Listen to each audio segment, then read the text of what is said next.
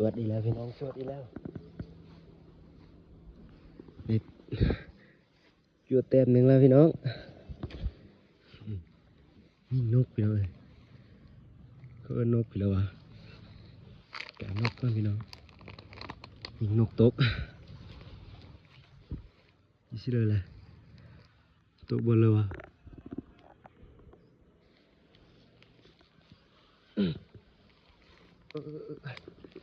พี่น้องมันตกอยู่พวก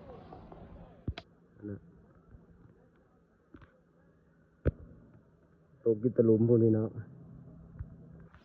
ลูกไปเอาก่อนหาทางกูไปเอาก่อนพี่น้องแต่ฟังสั้นพวกอีใช่ละทางลงก็ได้ทางลงสั้นก็ได้พี่น้อง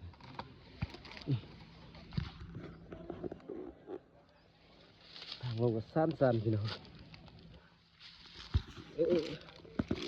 พี่น้องจวดแล้วนกยังวะคือแหลวเนาะพี่น้องเนาะคือนกยังวะนี่วะนี่พี่น้องว่าอันนี้ก็ได้ตัวหนึ่งนกนี่นะพี่น้อง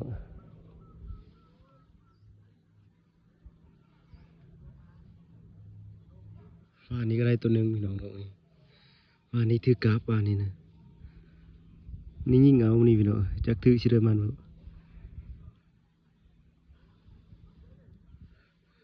ถือปีวะเอาไปเลยมันวะจวดแล้วพี่น้องยิ่งเอาพี่น้องเอ้ยได้ยินเสียงนกเขานี่สไนเปอร์เขานี่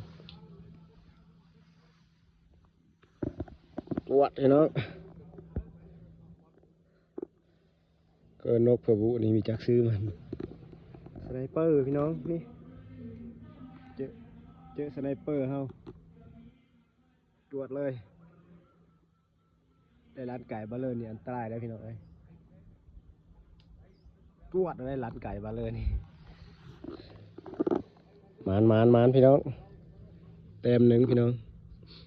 ยิ่งเอาพี่น้องเอาเมื่อกระทุนยิ่งเอาได้ยินเสียงนกเขาฮ้องจังเลยวะนกเขาฮ้องพี่น้องอยู่นี่วะเด็กเขายิ่งกับยิ่งเอาอยู่นี่นกนี่ได้ยินเสียงนกเขาฮ้องพี่น้องจากก็อยู่เฉยฮ้องเฉยวะตรูดวะ